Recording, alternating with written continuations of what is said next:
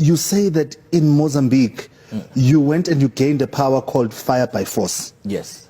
In Nigeria, you then went and got a power called back to sender. Yes. And then in Zimbabwe, you got one. You met a man that can remove objects from somebody. Yes. What did those powers mean? Yes. And how did you utilize them? Okay. The kind of power that I collected, in a simple summary, I can say is demonic powers. Because when you talk about demonic powers, you talk about things that happens without human beings understanding. So when I collected them, I was trying to have these miracles happening in the church. Yes, so I went to Nigeria, I collected all those powers, I went to Mozambique, but all these powers, in a way, somewhere, they teach you how to deceive people, because it is not 100% power. The power is to deceive people, but other things is tricks and staged miracles. And I'm curious how you actually collect it, because you make it sound like a simple procedure. You pick something up at the shop. How did you collect the powers? All those powers, they have a procedure like initiation. In Nigeria, before they give it to you, you have to join what we call a secret cult. It's a secret society where you belong to this particular spiritual house. And in that, you have a spiritual father, somebody who initiates you into that kingdom, and you serve them. Before you go to the church, you bow down to those altars. Before you do anything, and in the church, you are no longer preaching Christ. You have to preach prosperity. You have to prophesy to people. You have to teach people that demons are following them. So you shift away from the true gospel, and you start bringing this end time gospel. Sure. I mean, it's compelling stuff. In your book, Church Mafia, you talk about some shocking practices that you had to take part in order to gain these powers, right? Yes. At some stage, there was a room in your house that nobody was allowed in. At some stage, you had to sleep by a gravesite. When you look at it all in hindsight, your journey, at what point did you realize that perhaps I have gone beyond the Rubicon, that I've taken it too far? What was that moment for you? Once you have joined, it is not easy for you to realize that now I have gone too far. But in my instant, it was one morning when 3 policemen came to arrest me in a case of mutilation. They came and said that we came to arrest you because of you are involved in a case of mutilation where I was accused of dealing with human body parts to strengthen churches, to strengthen traditionally doctors, to also strengthen bishops. So when they took me to Hoshimampuru, and I was there for about 3 months, it was at that particular point where I said, this is not the kind of life that I was born to live. Was that false? Was the accusation false? There was a case in Soshanguve during that time. They arrested people who had human body parts, but I was not involved in them. But those people, they came to me trying to sell to me those body parts. I saw them with my naked eyes. So I did not buy them. So I was, yes. So when they did their investigation, they tried to trace where these people they went and tried to sell this body parts. I have to ask, what goes through your mind when you see that happening, when people come to you? Or when you with agree those to take a look at them?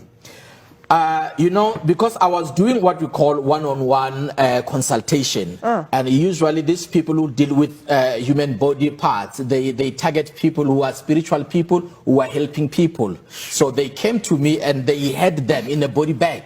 And they said to me, if you can use this, this will strengthen your work. It will strengthen your church. Sure. We're going to continue this conversation because so many things have come out which are absolutely shocking, and we appreciate the level of honesty that you have come through with on the show. We're going to take a breather. I think some of us need it. And when we come back, we're going to continue to interrogate the nature of these false prophecies and these very unethical practices within the charismatic churches. Of course, we have Pastor Makhado Ramabulana who joins us. Get involved in social media. Feel free to comment. Go and do it. Just hashtag #on3 and we'll check out all your comments. We'll be back in just a moment.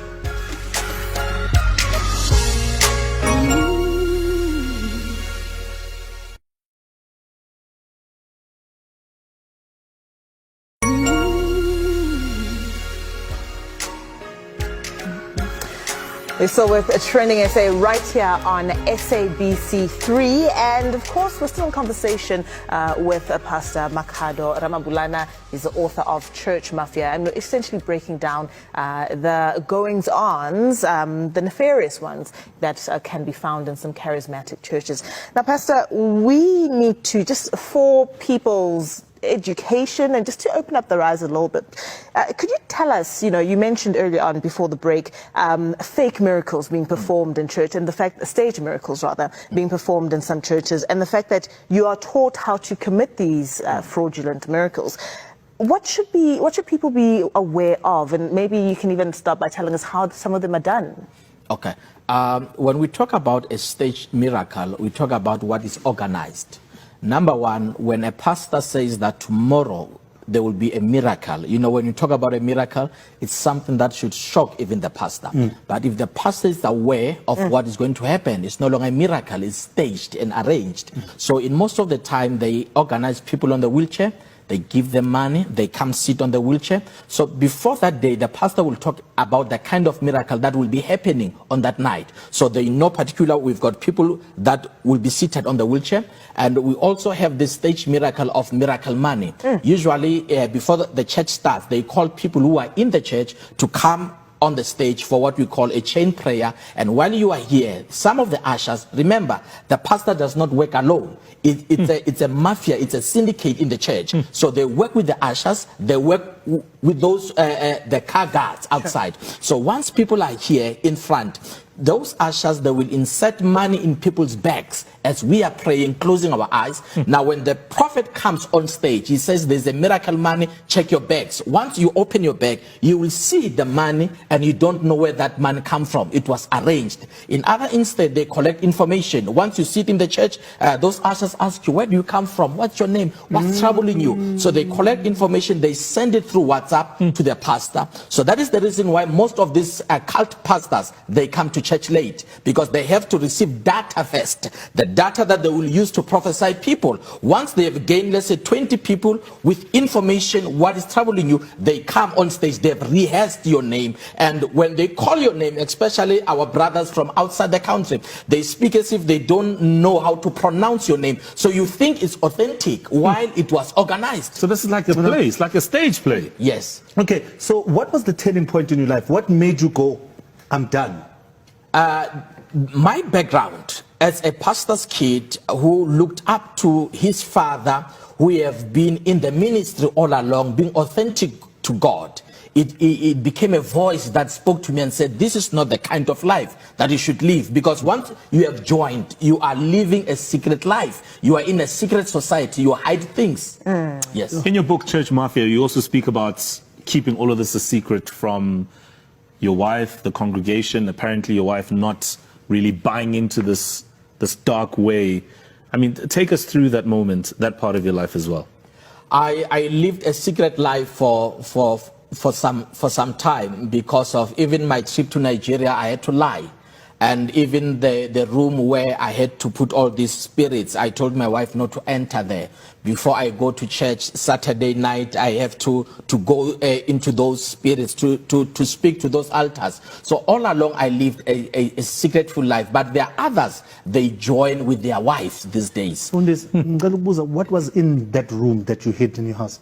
It was more of the calabash, the traditional pots, and the other one, it was bottles that had some particular oils, the oils that we used in the church. That is where you take this oil, then you mix with other oils, so that whosoever that will use the oil, they will remember you and they will be hooked up to your church. One question that really sticks out for me is, what is your biggest regret in all of this? My biggest regret is how I deceived people. How, if you do something knowing it is not okay by itself, it's deception. How I lied to the body of Christ, how I lied to South Africans. And that is the biggest regret. But on top of that, I said to myself, I will be a voice to warn others. And even the same people that I have deceived, I had an opportunity to go back to them and close the church and tell them, you need to go and look for the true church. Okay, and where can people get the book, Pastor? The book, people, they can get it online. It's available. Maponya Mall is available. Exclusive books is also available, and also on social media.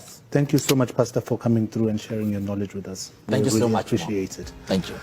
And that's how we wrap up tonight's show of Trending SA. Join us again tomorrow when we unpack some of the biggest trends that made it into our timelines this week. And later we are joined by an award-winning chef, Chef Siba Mtungana. And I'm hearing Uguti, we are also going to be joined by former public protector Thuli Madonsela, who will be responding to all your tweets. You don't want to miss any of it. It's going to be a good one. Good night, Mzansi.